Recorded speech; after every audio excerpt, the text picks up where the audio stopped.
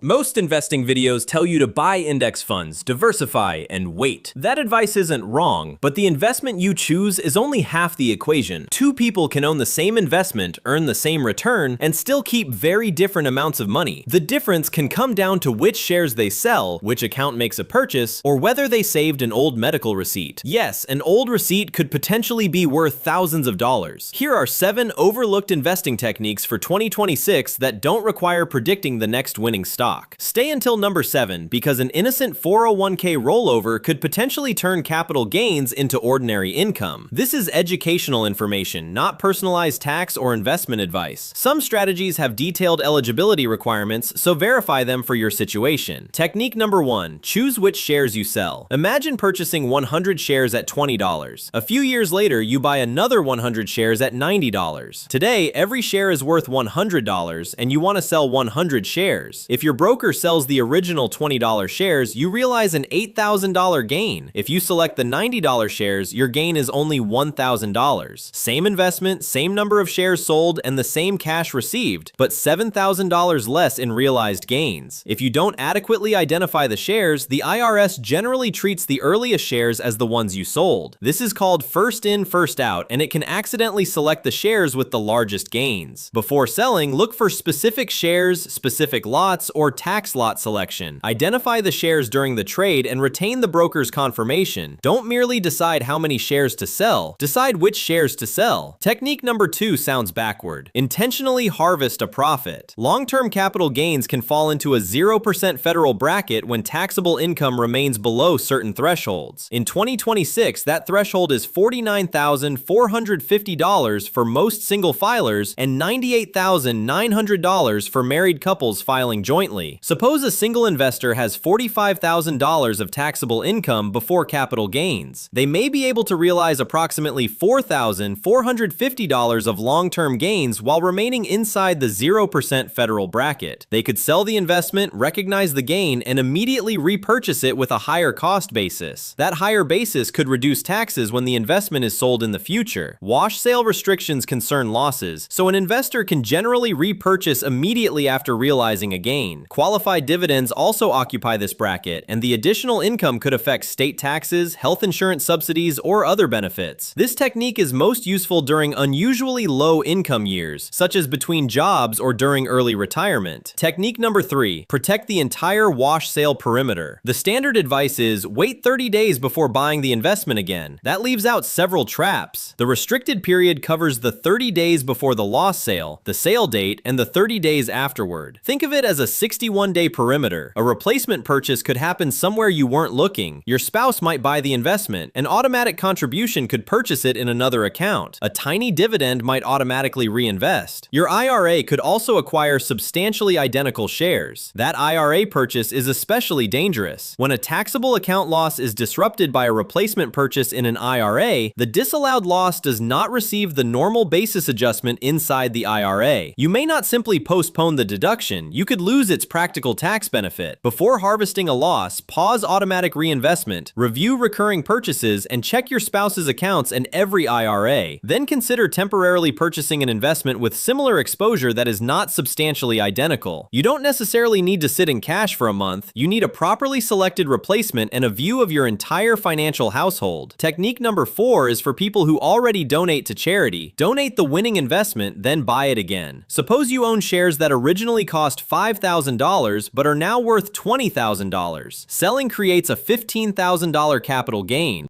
If eligible long-term appreciated shares are donated directly to a qualified charity, you may avoid realizing that embedded gain and potentially claim a deduction based on their fair market value, subject to the applicable rules. Now use the $20,000 in cash that you would have donated to repurchase the investment. You still support the charity and you still own $20,000 of the investment, but your old $5,000 basis has been replaced with a new $20,000 basis. The $15,000 embedded gain has left your portfolio without requiring you to sell the shares first. This works best for people who already plan to donate, itemize deductions, and have investments held longer than 1 year. Contribution limits, documentation requirements, and the type of charity matter. Quick question, which technique has surprised you the most? Comment the number below. And if it's number 3, check your dividend reinvestment settings before you forget. Technique number 5 is where an old receipt becomes an investing tool. If you have a health savings account, you can pay a qualified medical bill with regular cash and leave your HSA invested. The IRS does not impose a time limit on reimbursement, provided the expense occurred after the HSA was established and wasn't reimbursed or deducted elsewhere. Imagine paying a $2,000 medical bill in 2026. Instead of withdrawing $2,000 from your HSA, you pay with cash and save the itemized bill and proof of payment. The HSA remains invested for another 10 or 20 years. Later, you may be able to withdraw $2,000 tax-free as reimbursement for that old expense. As your collection of unreimbursed expenses grows, you create a pool of documented tax-free withdrawal capacity. The overlooked risk is record keeping. A faded receipt in a kitchen drawer is not a retirement strategy. Create a secure digital folder organized by year. Save the itemized receipt, proof of payment, and confirmation that it was never reimbursed or deducted. Technique number 6 gives unused college money a possible retirement escape hatch. A qualifying 529 account can transfer unused funds directly into a Roth IRA belonging to the beneficiary. The lifetime rollover ceiling is $35,000, and transfers are also restricted by the annual Roth IRA contribution limit. The 529 generally must have been open for at least 15 years. Recent contributions and their associated earnings are excluded under a separate 5-year rule. That creates a counterintuitive opportunity. Opening a modest 529 early can start the 15-year clock before you are ready to make larger contributions. If money remains after education, qualifying funds may eventually become the beginning of the beneficiary's retirement portfolio. Don't describe this as an immediate $35,000 transfer. Annual Roth limits generally mean completing it across multiple years, and the transfer must follow the required trustee-to-trustee process. Technique number 7 is specialized, but missing it can be extremely expensive. Suppose your 401k contains company stock. The plan originally paid $20,000 for the shares, but they are now worth $100,000. The $80,000 difference is called net unrealized appreciation, or NUA. Under qualifying conditions, the employer shares may be distributed in kind instead of rolled into an IRA. The $20,000 basis is generally taxed as ordinary income at distribution, while the $80,000 NUA can remain deferred and later receive long-term capital gain treatment when the shares are sold. If the position is automatically rolled into a traditional IRA first, future withdrawals are generally subject to ordinary income taxation, and the NUA opportunity may disappear. The rules are strict. A triggering event must occur, and the transaction generally involves distributing the entire balance from qualifying plans of the same type within one tax year. The technique is not use NUA every time. The technique is never automatically roll highly appreciated employer stock into an IRA before calculating the NUA alternative with a qualified professional. Notice what these techniques have in common. None requires predicting interest rates, finding the next artificial intelligence stock, or beating the market. They focus on what happens around the investment, which shares are sold, when gains are recognized, where replacement shares are purchased, which asset is donated, when an account reimburses you, and how investments move between accounts. In 2026, the smartest investing advantage may not be discovering a secret investment, it may be understanding a rule everyone else overlooked.